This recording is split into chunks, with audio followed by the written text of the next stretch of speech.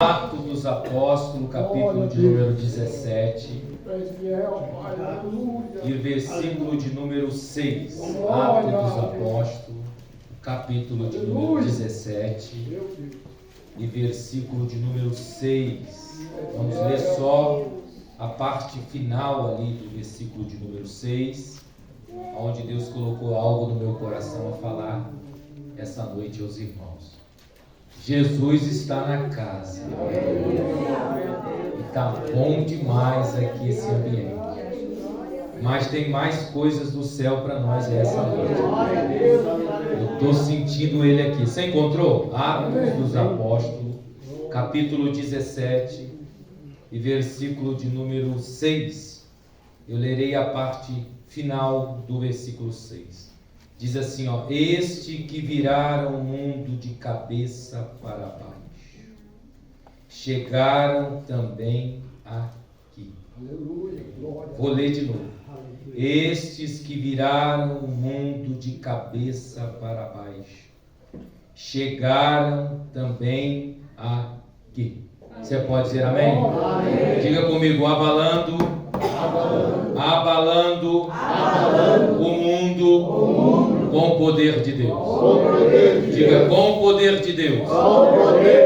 Nós podemos abalar o mundo. Quem acredita, dá uma glória a Deus. Deixe-me agradecer a Deus por poder retornar à Assembleia de Deus aqui de Cachoeirinha, congregação, rever os irmãos, rever pastor Johnny, os pastores aqui das congregações locais, que também são conhecidos nossos amigos. Que bom que vocês estão apoiando essa obra, esse trabalho. É bom quando a igreja se une e se reúne em torno de um propósito, e o propósito é glorificar a Deus. Então eu estou muito feliz em poder rever os irmãos, e tenho absoluta certeza que tanto hoje como amanhã será uma noite abençoada por Deus. Então eu falarei sobre isso, abalando o mundo com o poder de Deus. Nós estamos em um trabalho de avivamento, e eu desejo que o poder de Deus se derrame em sua vida. Você veio aqui para receber poder de Deus, não é verdade? Então é só dar lugar, porque Deus tem muita coisa para a gente aqui, unidos e reunidos essa noite. Olha só, preciso observar que o texto que eu li essa noite fala de como a igreja primitiva estava levando o evangelho, levando a proclamação da palavra de Deus. Estava sendo o instrumento de Deus para a sociedade da sua época. A igreja de Atos dos Apóstolos foi uma igreja que viveu o poder de Deus, que experimentou o poder de Deus. O obreiro que aqui me antecedeu fez a leitura de Atos capítulo 2, que diz que ali estava se cumprindo aquela promessa que havia sido feita por Jesus. E os irmãos ali reunidos receberam essa plenitude, essa dádiva, esse dom. E a partir de então, começaram a ser instrumento de Deus, espalhado por todo o mundo conhecido da época em que a igreja deu o seu início, seu pontapé, vamos assim dizer, o seu avanço no reino de Deus. Quando Paulo e Silas chegou até a cidade aqui de Tessalônica, a Bíblia vai dizer para a gente que Lucas registrou esse acontecimento, embora a expressão de Lucas seja que aqueles irmãos chegaram ali e viraram aquela cidade, ou perturbaram aquela cidade. A tônica de Lucas, a ideia de Lucas, ao escrever essa narrativa, essa história bíblica, era que os irmãos entendessem, e aqueles que recebessem essa palavra, no caso nós aqui essa noite, entendessem que a partir da chegada de Paulo e Silas na cidade de Tessalônica, algo novo aconteceu, algo extraordinário aconteceu. Aquela cidade que vivia uma cultura contemporânea, das suas crenças e das suas questões filosóficas, receberam o impacto do Evangelho. Então Lucas está dizendo que aquela cidade sofreu esse abalo, sofreu essa mudança radical. Então, uma sociedade que não experimentava milagre, que não conhecia o extraordinário de Deus, a partir da chegada desses dois homens, tudo mudou, tudo se transformou. Uma nova perspectiva ocorreu nessa cidade. Existia um grande pregador, que o seu nome era John Wesley. E John Wesley foi um jovem que na universidade conheceu o Evangelho. Embora fosse criado por seu pai e sua mãe, que temiam a Deus, e uma família de aproximadamente mais de 20 irmãos, John Wesley foi alguém que foi envolvido pela glória de Deus, pela presença de Deus, pelo trabalhar de Deus. A história dele é tão interessante que a literatura e a história conta que certa vez a sua casa pegou fogo, onde a sua família morava, havia pegado fogo. E de repente, por não ter ninguém com tal coragem de tirar John Wesley daquela chama, porque era uma família com muita criança, e o desespero tomou conta daquela família, mas um homem usado por Deus salvou John Wesley e tirou John Wesley daquelas chamas. Na época ele era uma criança de aproximadamente 7 a 10 anos de idade, e quando o tiraram da chama, o apelidaram de o tição tirado do fogo. Desde aquele dia, a mãe de John Wesley, Susan Wesley, começou a dizer e impregnar na mente daquele menino que havia um propósito muito grande de Deus na vida dele, e por isso que Deus o havia livrado miraculosamente daquela chama. John Wesley cresceu, desenvolveu, foi até a faculdade, e na faculdade ele teve um encontro com Deus, se encontrou com Deus, e a Bíblia diz que a sua vida mudou radicalmente, sendo assim conhecido como o grande homem de Deus e o príncipe dos pregadores. Quando John Wesley ficou maior, quando John Wesley começou a entender o chamado de Deus, certa feita John Wesley foi orar, foi falar com Deus, e em certa ocasião, nas suas costumeiras orações, John Wesley rogou a Deus e disse para Deus o seguinte: Deus, eu preciso de 100 homens que entendam que não há mais tempo para o erro, que não há tempo para olhar para trás. E com esses 100 homens, Deus, nós vamos conseguir abalar o mundo. Deus foi tão ousado com a petição de John Wesley, que a história diz para a gente que Deus não deu só 100. Quando a gente estuda a história de John Wesley, nós vamos perceber que Deus deu centenas de milhares de homens que foram inflamados pela chama pentecostal e foram instrumentos de Deus ao maior avivamento que o mundo já experimentou. Então essa noite há uma tônica de Deus aqui desafiadora a todos nós. E qual é a tônica de Deus aqui? É que se nós entendemos que o poder de Deus pode transformar o ambiente que a gente vive, pode transformar o bairro que a gente mora, pode transformar a casa que nós estamos inseridos, nós seremos verdadeiros instrumentos de Deus nessa última hora. Não há como a gente abalar o mundo, não há como a gente alcançar principalmente essa região da Vila da Glória sem a gente experimentar o poder de Deus. É preciso desejar o poder de Deus, é preciso querer o poder de Deus, é preciso experimentar o poder de Deus nesses últimos dias. As pessoas estão percebendo, ou parece que estão meio amortecidas. Os irmãos estão acompanhando os noticiários, está vendo que o mundo está indo de mal a pior. E para assombro nosso, parece que tem muito da cristandade que parece que está adormecido, parece que está com uma certa amnésia espiritual, parece que não consegue comparar os fatos que o mundo está revelando diante dos nossos olhos com as verdades que estão contidas nas profecias bíblicas. E ao invés de haver no coração deles um desejo para despertar, para ser instrumento de Deus nessa última hora, parece que cada vez mais essas pessoas estão afundando e estão negligenciando o chamado que Deus tem para cada uma delas. Mas eu acredito que você entendeu o propósito de Deus. Você entendeu a convocação de Deus. Você entendeu aquilo que Jesus falou em Mateus, que a igreja foi chamada para ser luz nesse mundo tenebroso. E como seremos luz, irmão Cid? A partir do momento que a gente entender que o poder de Deus é o fator diferenciado na nossa vida.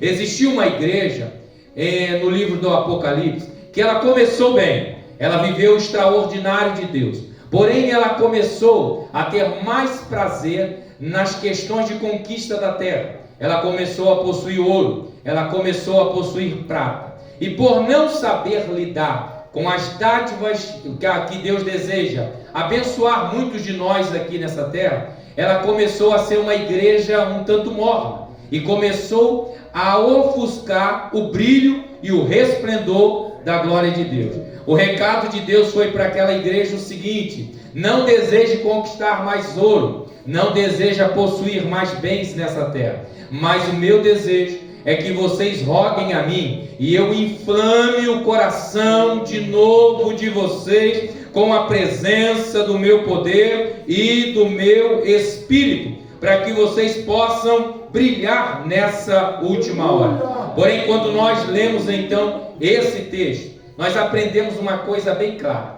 não é possível uma igreja fazer a diferença em qualquer lugar que ela esteja e em qualquer contexto histórico que ela esteja inserida, se ela não tiver o poder do Espírito Santo. Atos dos Apóstolos, no capítulo 2, diz para a gente o seguinte: que a igreja de Atos dos Apóstolos, ela tinha uma marca. E qual era a marca? A marca que, quando ela esperou o cumprimento dessa promessa, Deus marcou essa igreja com o poder pentecostal. Então vamos lá. No começo, eles eram seguidores de Cristo. Eles receberam os ensinamentos que estão contidos aqui nos evangelhos, que nós possuímos na Bíblia Sagrada. Mas se não viesse esse poder, se não viesse essa marca celestial, é bem provável que a igreja ia parar, que aqueles irmãos tímidos ali do cenáculo não ia conseguir avançar em direção nenhuma. A história é tão literal no que eu estou pregando para vocês,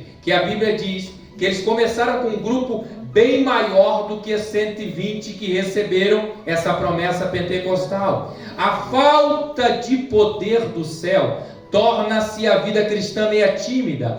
A pessoa começa a ficar meio acanhada. Se aparece um desafio para orar por alguém, ele pensa duas vezes. Se o convoca para fazer uma visita, ele olha para o relógio, dá uma série de desculpas, porque ele sente que está faltando algo, está faltando virtude, que está faltando capacitação do céu, que o encoraja a ir em direção daquele grande desafio. Porém, quando a gente recebe esse vigor espiritual, esse poder pentecostal, nós tornamos-nos crentes com virtude, com capacitação espiritual. É como se alguém dissesse para você assim: olha, eu não sei se você foi informado qual é o quadro que aquela pessoa está enfrentando, que aquela família está enfrentando. E você, meio sem muita letra, muita capacidade intelectual, sem muito recurso financeiro, você diz para aquela pessoa: é bem provável que o quadro lá seja muito feio, mas existe algo aqui dentro de mim que o céu colocou, que a voz ecoa no meu ouvido e diz que é para mim rumar em direção àquela casa, àquela família, porque algo de extraordinário vai acontecer naquele lugar. É que a presença do Espírito Santo, ela enche o teu coração de tal forma, quando o poder de Deus vem, que a tua mente, a minha mente, a nossa mente, Paulo disse em Romanos capítulo 12, que ela passa por um processo de transformação. Então vamos lá, nós assistimos na televisão, infelizmente, a guerra que está acontecendo entre israelita e palestino, a guerra no Oriente Médio, que existe há séculos dos séculos, que existe há muitos anos e há muitas eras, acontece lá, e é uma questão histórica, é uma questão espiritual, é uma questão cultural. Mas em meio a todas essas informações de bomba, de catástrofe, catástrofe, de guerra, de destruição. A nossa mente, ela não é pautada pelos informativos do mundo. A gente sabe que o mundo está em guerra, a gente sabe que o mundo está em peleja. Então, como cristão, a gente ora para que haja paz na terra e a igreja consiga viver de forma sossegada. Mas a nossa mente, ela passou pela renovação do novo nascimento. Então, embora o mundo está em crise, a gente entende, é bem provável que Jesus possa salvar mais uma família. Embora o mundo esteja em crise, a gente acredita, é bem provável que Jesus possa curar mais alguma pessoa de câncer. O mundo está em crise e a nossa mente acredita, ela é renovada. É bem provável que Jesus essa noite possa batizar mais alguma pessoa com o Espírito Santo. O mundo está em crise, a economia está abalada, mas a nossa mente renovada diz o seguinte: é bem provável que Jesus essa noite possa abrir mais uma porta de emprego e dar mais recursos a alguém, porque a nossa mente não é pautada pelas informações do mundo. É o que Paulo escreveu também ali nesse mesmo capítulo 12. Ele diz que o nosso caráter foi transformado. Então vamos lá, o mundo está dizendo as coisas vai de mal a pior. A palavra de Deus diz: quem crê, quem crê, quem crê, quem crê, quem crê, quem crê, quem crê nas Escrituras será pleno do poder e da ação do Espírito Santo. Por quê? Porque esse mesmo Paulo, falando desse poder, ele disse para a igreja de Gálatas que aqueles que praticam o outro lado vivem no poder da carne. O poder da carne faz tudo que não glorifica a Deus, mas o poder do Espírito é como uma árvore cheia de fruto. O mundo olha para o vizinho que vai de mal a pior e as pessoas pensam: olha, não há mais esperança ou expectativa de melhor. Mas aí olha para o crente, olha para o crente, olha para o crente, olha para o crente, olha para o crente, olha para o crente, e na árvore do crente, na vida do crente, há frutos bons, há frutos de amor, há frutos de compaixão, há frutos de misericórdia, há frutos de socorro. Então o mundo prega uma coisa, porque o mundo não possui o poder de Deus, mas eu e você, a igreja, não, nós possuímos o poder de Deus. Então qual é a palavra de Deus? É que Deus está dizendo: a igreja não vai virar o mundo jogando bomba de cabeça para baixo, a igreja vai virar o mundo no poder do Espírito de Deus. Deus está dizendo aqui essa noite que virar aqui não é bagunçar, irmão, entenda o que Lucas está dizendo aqui para a gente, que virar é colocar as coisas em ordem. Virar aqui não é pegar uma mesa que as irmãs arrumam bem arrumada no domingo com almoço, com aquelas bandejas, e chegar e dar uma tapa na mesa ou puxar a toalha da mesa e fazer com que tudo caia e vire uma bagunça. Não, o que Lucas está dizendo, que quando o poder, pastor Edmar, chega em um lugar, ele coloca as coisas que estão viradas de cabeça para baixo em ordem. Então vamos lá, eu estou pregando aqui essa noite, eu olho para o teu rostinho, minha irmã, e olho para o teu semblante, meu irmão, e eu percebo que talvez algumas coisas estão desordenadas na tua vida, na tua família, quem sabe por pessoas que você esteja orando, e você diz assim: olha, se a economia mudasse lá, eu acho que eles vinham tudo para a igreja. Se as portas escancarassem lá, eu acho que eles retornavam tudo para Jesus.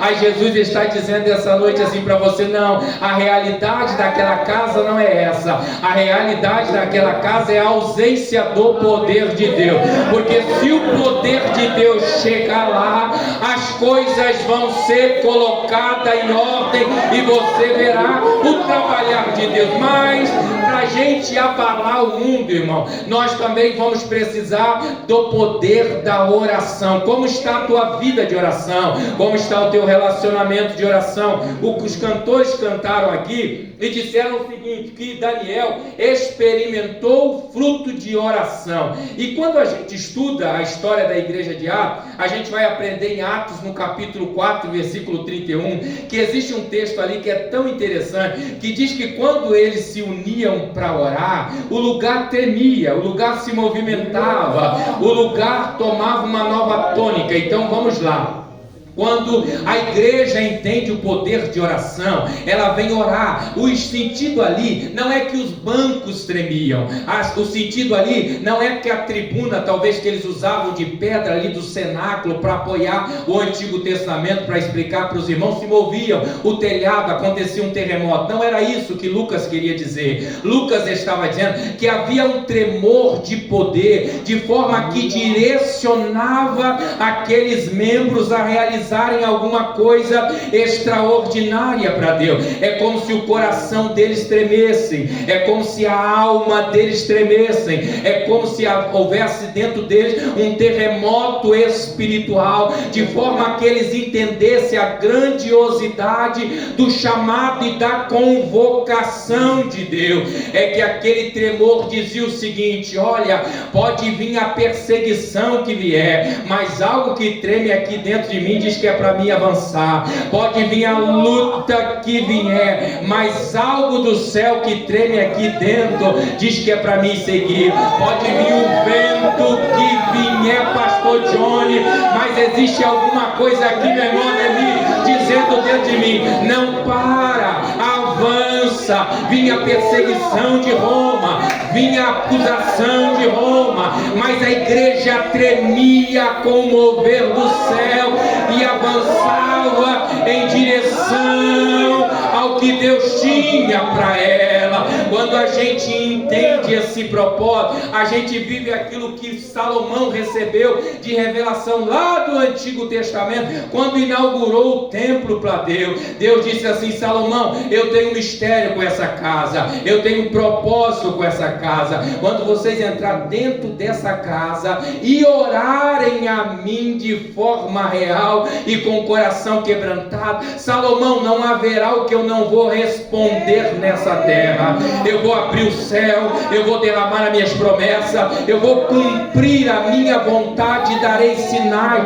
no meio de vós. Deus está dizendo para a gente essa noite que se a gente acreditar no poder da oração intercessória, não há muralhas que vai parar de pé diante da tua casa, diante dos desafios que você está vivendo. Se a gente acreditar nesse poder, meu irmão, não vai tremer só aqui, mas vai tremer lá onde é necessidade do teu desafio. Você crê nisso e pode dar um glória a Deus essa noite.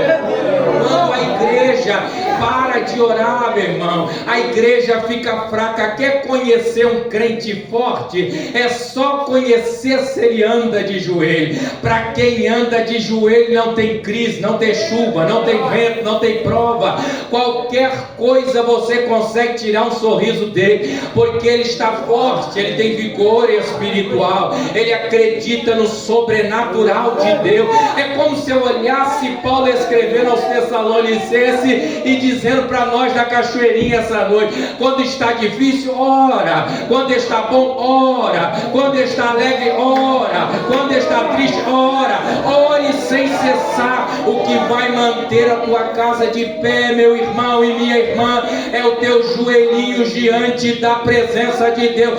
Nesses últimos dias não é tempo de questionar, é tempo de orar, é tempo de orar, é tempo de orar, é tempo de orar, é tempo de orar, é tempo de orar. Você quer que Deus abençoe os seus projetos? Você quer que Deus abençoe tudo que você tem proposto para Deus? Então apresente a Deus em oração. A Bíblia diz o seguinte: que tudo que a gente ora ao Pai crendo, segundo a sua vontade, Ele intercede e age junto ao trono do Pai. Deus tem muita obra para fazer na tua vida, meu irmão. Deus tem muito desafio para realizar na tua casa, minha irmã. Mas é preciso manter o altar da oração de pé. Sabe por que o mundo está indo de mal a pior? Sabe por que as terras estão virando esse caos? Porque está faltando homens e mulheres de oração. O mundo já foi melhor, irmão. O mundo já foi melhor, irmã, porque tinham homens que oravam mais. Quando a igreja mais ora, o mundo vive em paz. Quando a igreja mais ora, o mundo vive em paz. A Bíblia é tão clara que Deus disse assim: orai para que haja paz em Israel. Deus não diz envia recurso financeiro para Israel, não envia dinheiro para Israel, envia ouro para Israel. O que Deus diz, ore. Por quê? Porque há poder na oração. É por isso que Deus é tremendo, porque poderia faltar dinheiro para o teu milagre, mas não. Deus está dizendo, aumenta o volume da oração, porque eu vou abalar as coisas na tua vida. Nesses últimos dias, a igreja também que abala o mundo, ela tem o poder do perdão. Quando a gente estuda a história de Atos, existia um personagem por nome Estevão. Você conhece a história? Estevão foi um dos primeiros mártires da igreja e da igreja primitiva. A Bíblia diz que ele era um pregador veemente, era cheio de Deus, o seu rosto resplandecia a glória de Deus. Como o mundo está carente de ver homens e mulheres que falam, e você ao olhar para o seu semblante, é como se você visse o próprio Deus falando na boca e no semblante dele e dela. Estevão era esse tipo de pregador. A Bíblia diz que ele não fugiu o combate, ele não fundia os embates. Por que Estevão não fugia, irmão Sidney? Porque Estevão era um homem cheio do poder de Deus. Uma certa feita ele foi pregar e deu uma mensagem expositiva sobre a linhagem de Cristo, desde a chamada de Abraão, o cumprimento da promessa. Eles ficaram tão enraivecidos com a mensagem expositiva, estilo uma escola bíblica dominical, ponto, subponto, tópico, explicação textual, enfim. Estevão deu uma verdadeira aula teológica do cumprimento da redenção através de Cristo, mas as pessoas ficaram enraivecidas, as pessoas ficaram perturbadas com aquilo, e a história diz em Atos capítulo 7, que eles pegaram pedra, meu jovem, que vai ser um grande pregador. Eles pegaram em pedra e apedrejaram Estevão. Estevão era um homem cheio de Deus, porque quem é cheio de Deus age diferente quando as acusações vêm, quando as pedradas vêm. A história diz que Estevão, com seu rosto brilhando, olhava para o céu e dizia para Deus, Deus perdoa ele, porque ele via a glória de Deus, ele contemplava a glória de Deus. Ele disse, perdoa ele, Senhor, porque eles não sabem o que está acontecendo. Olha como é interessante.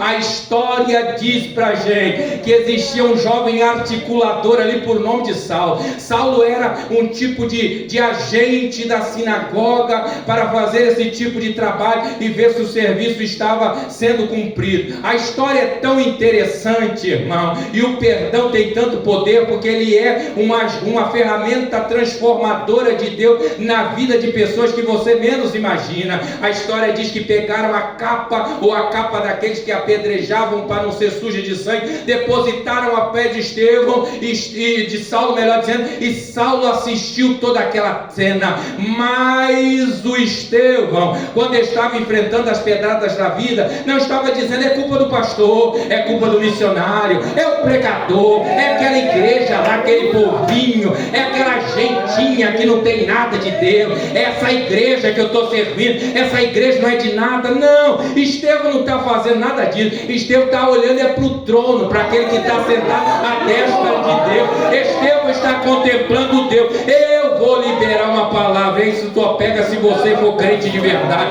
Eu estou dizendo a você pela Bíblia, eu não sei que palavra, que pedrada, que ferida te atingiu nesses últimos dias, mas Deus está dizendo, libera perdão, crente, libera perdão, minha irmã, libera perdão, meu irmão. Por quê? Porque no meio dessas pedradas você vai ver a glória de Deus e entender o propósito pelo qual você está enfrentando essa situação. A igreja atual precisa ensinar sobre o perdão. Parece que a gente não suporta mais algum atritozinho, dá um atritozinho, quer pegar a mala e quer fugir do propósito de Deus. Aí Deus está dizendo, você precisa perdoar mais. Jesus viveu a tônica do perdão. Você nunca vê Jesus jogando ninguém no inferno. Pegaram uma mulher em ato de adultério, levaram para Jesus, e Jesus disse para os acusadores, qual é o problema? Ela foi pecado em ato ilícito e adultério, tem que morrer. Jesus olhou e disse, então vamos fazer o seguinte, quem não tem pecado, atire a primeira pedra. A Bíblia diz que não sobrou ninguém. Jesus olhou e disse, eu te perdoo, eu te perdoo, eu te perdoo agora. Pare e pense uma coisa, Jesus não tinha motivo para perdoar aquela mulher, porque ele era perfeito. Então qual é a tônica? Qual é a explicação disso aqui? Jesus está dizendo, se eu sem perdão soube perdoar,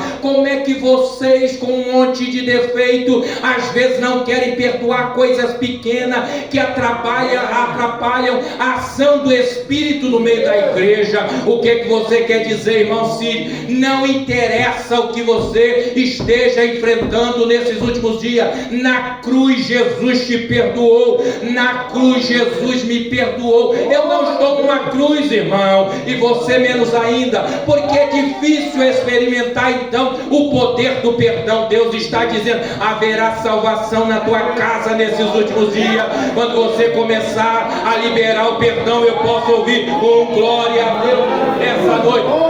Agora, olha como o perdão é tremendo. Quem estava lá vendo aquela situação era Saulo. A história diz pra gente em Atos dos Apóstolos capítulo 9, que um dia Saulo está indo perseguir a igreja, mas no caminho de Damasco. Por isso que eu digo, talvez a conversão dele, santa, depende do teu perdão. Você está orando, Deus converte, Deus diz, não, perdoa primeiro, perdoa. E você está orando, converte.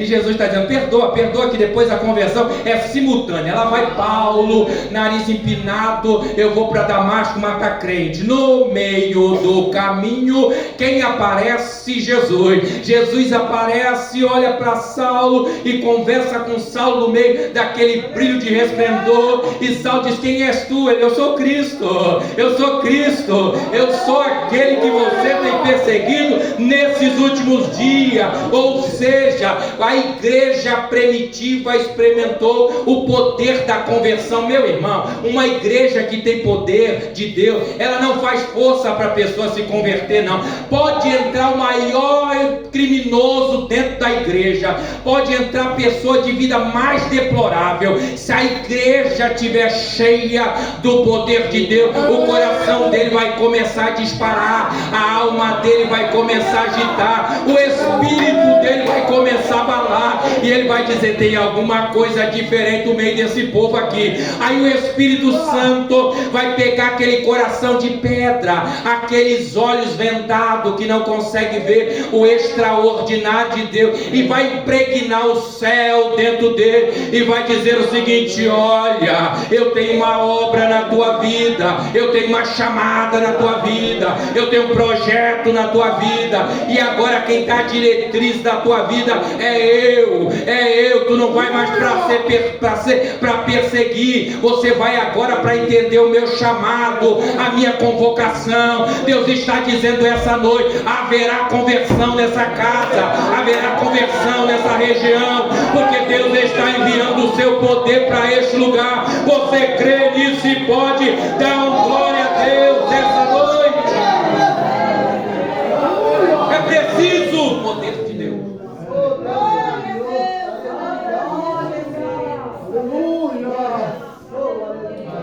É preciso. Uma igreja sem poder não converte ninguém.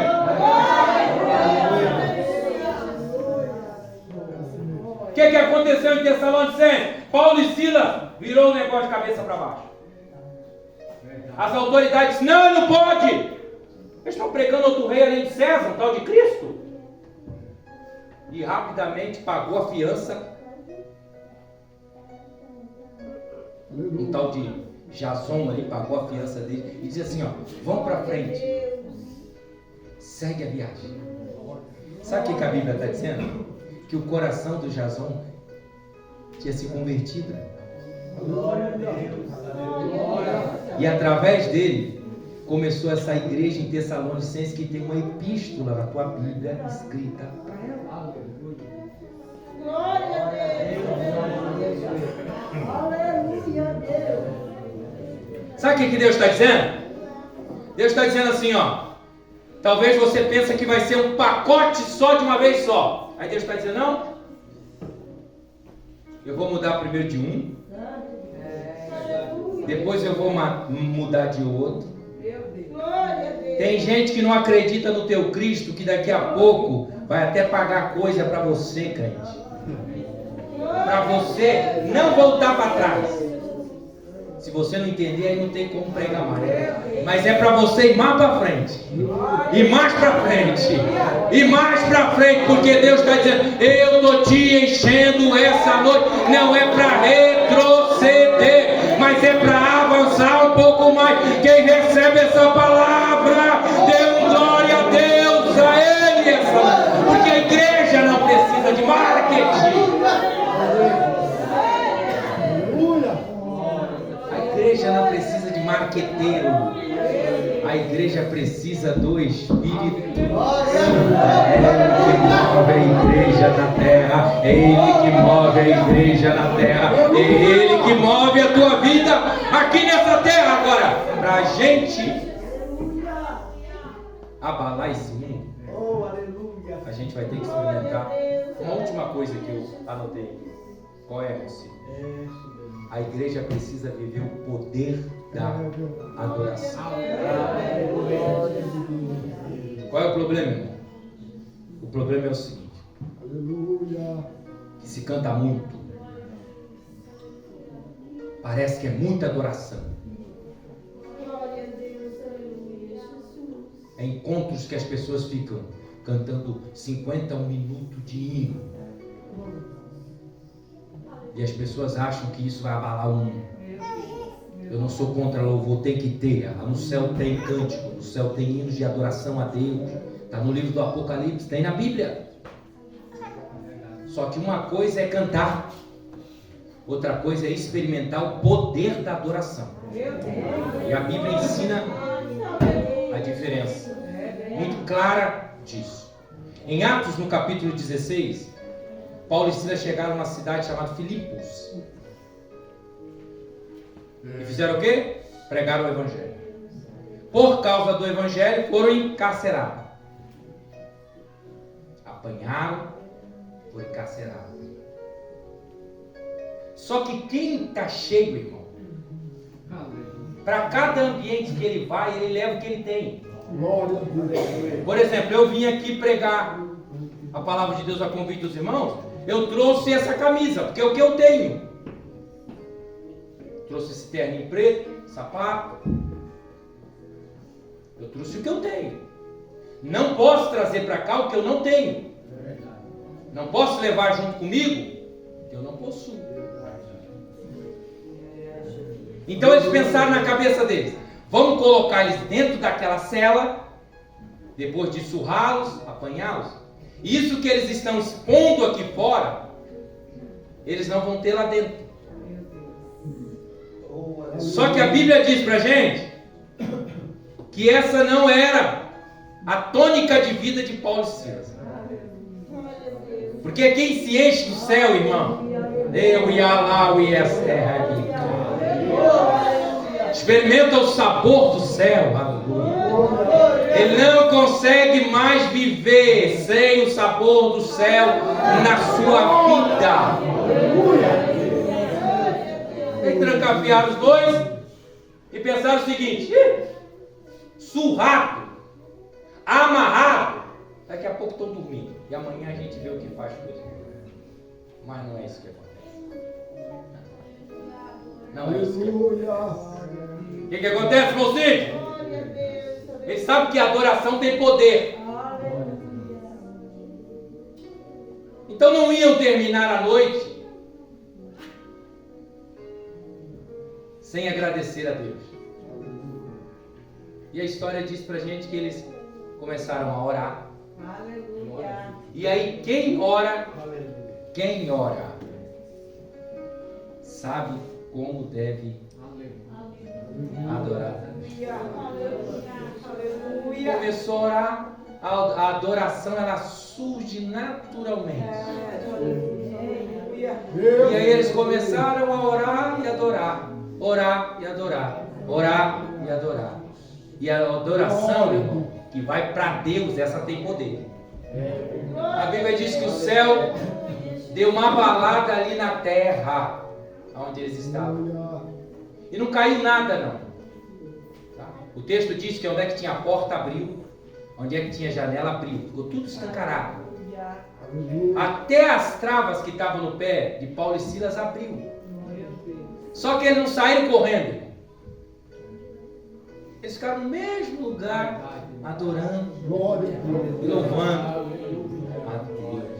Porque quem já começa a sentir os efeitos do poder da adoração, não anda correndo para ir de um lado para o outro, porque tem gente que vem hoje, aí recebe o negócio, eu vou lá em tal lugar, porque diz, não, ele sabe que Deus é Espírito, e se ele voltar para aquele mesmo lugar com o coração quebrantado, um espírito contrito diante de Deus, Deus não vai rejeitar, e ele vai sentir a mesma plenitude, o mesmo poder e a mesma unção. E a Bíblia diz que eles começaram a cantar e adorar, e Deus começou a quebrar protocolos e paradigmas naquela situação que eles estavam. Então o que Deus está dizendo para você essa noite? Ao invés de ficar a boca fechada, ao invés de não estar entendendo o que está acontecendo na tua vida, abre essa boquinha santa e começa a adorar a Deus, porque talvez muita porta que esteja fechada se abra em tua vida e em tua família nesses últimos dias. Você crê